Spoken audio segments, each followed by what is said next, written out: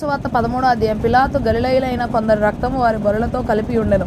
ఆ కాలమున అక్కడనున్న కొందరు ఆ సంగతి యేసుతో చెప్పగా ఆయన వారితో ఇట్లనెను, ఈ గలిలయులు అట్టి హింసలు పొందినందున వారు గలిలయులందరికంటే పాపులని మీరు తలంచుచున్నారా? కారని మీతో చెప్పుచున్నాను, మీరు మారుమనసు పొందని ఎడల మీరందరూ అలాగే నశింతురు. మరియు సిలోయములోని గోపురం పడి చచ్చిన ఆ 18 మంది యెరూషలేములో కాపురమున్న వారందరికంటే అపరాధులను తలంచుచున్నారా? కారని మీతో చెప్పుచున్నాను, మీరు మారుమనసు పొందని ఎడల మీరందరూ అలాగే నశింతురు.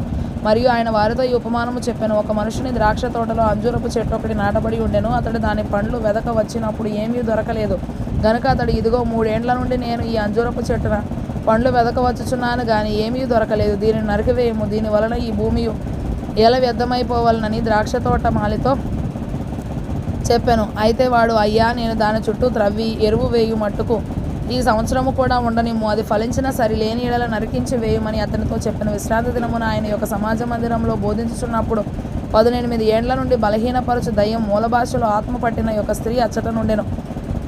ఆమె నడుము వంగిపోయి ఎంత మాత్రమును చక్కగా నిలవబడలేకుండెను. యేసు ఆమెను చూచి రమ్మని పిలిచి, అమ్మా, నీ బలహీనత నుండి విడుదల పొంది ఉన్నావని ఆమెతో చెప్పి ఆమె మీద చేతులుంచగానే ఆమె చక్కగా నిలవబడి దేవుని మహిమపరచెను.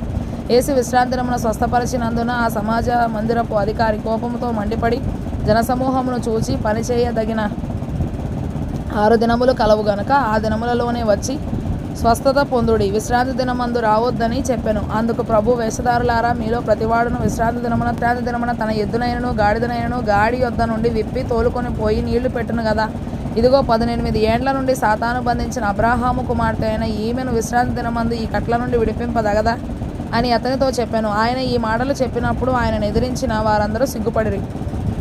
అయితే జనసమూహమంతయు ఆయన చేసిన ఘనకార్యములన్నిటిని చూచి సంతోషించును. ఆయన దేవుని రాజ్యము దేనిని పోలి ఉన్నది? దేనితో దాన్ని పోల్తును? ఒక మనుషుడు తీసుకొని పోయి తన తోటలో వేసిన ఆవగింజను పోలి ఉన్నది. అది పెరిగి వృక్షమాయను, ఆకాశ పక్షులు దాని కొమ్మల యందు నివసించనెను. మరలా ఆయన దేవుని రాజ్యమును దేనితో పోల్తును? ఒక స్త్రీ తీసుకొని అంతయు పులిసి పొంగు వరకు 3 కుంచముల పిండిలో దాచిపెట్టిన పుల్లని పిండిని పోలి ఉన్నదని చెప్పాను. ఆయన యెరూషలేమునకు ప్రయాణమైపోవచ్చు బోధించుచు పట్టణములలోను గ్రామములలోను సంచారము చేయుచుండెను. ఒకడు, ప్రభువా, రక్షణ పొందువారు కొద్దిమందేనా అని ఆయనను అడగగా ఆయన వారిని చూచి, ఇరుకు ద్వారమున ప్రవేశింప పోరాడుడి, అనేకులు ప్రవేశింపజూతురు గాని వారి వలన కాదని మీతో చెప్పుచున్నాను.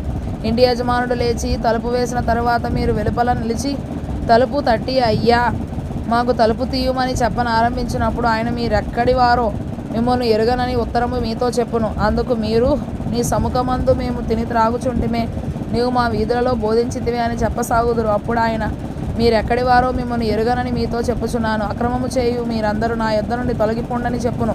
అబ్రాహాము, ఇస్సాకు, యాకోబులను సకల ప్రవక్తలను దేవుని రాజ్యంలో ఉండుటయు మీరు వెలుపలికి త్రోయబడుటయు మీరు చూచినప్పుడు మీరు ఏడ్చుచు పండ్లు కొరుకుదురు. మరియు జనులు తూర్పు నుండి, పడమట నుండి, ఉత్తరం నుండి, దక్షిణము నుండి వచ్చి దేవుని రాజ్యమందు కూర్చుందరు. ఇదిగో, కడపటి వారిలో కొందరు మొదటి వారగుదురు, మొదటి వారిలో కొందరు కడపటి వారగుదురు అని చెప్పెను.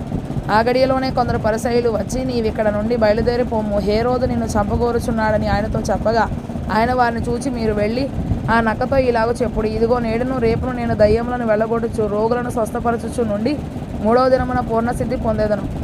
అయినను నేడు రేపు ఎల్లుండి నా త్రోవను నేను పోవుచుండవలెను. ప్రవక్త యెరూషలేమునకు వెలుపల నశింప వల్లపడదు. యెరూషలేమా, యెరూషలేమా, ప్రవక్తలను చంపుచు నీ యొద్దకు పంపబడిన వారిని రాళ్లతో కొట్టుచు ఉండుదానా. కోడి తన పిల్లలను తన రెక్కల క్రింద ఎలాగూ చేర్చుకొనునో అలాగే ఎన్నో మార్లు నేను నీ పిల్లలను చేర్చుకొనవలెనని ఉంటిని గాని మీరు ఒల్లకపోతిరి. ఇదిగో, మీ ఇల్లు మీకు పాడుగా విడువబడుచున్నది. ప్రభు పేరట వచ్చేవాడు స్తుతింపబడును గాకని మీరు చెప్పు వరకు మీరు నన్ను చూడరని మీతో చెప్పుచున్నానెను.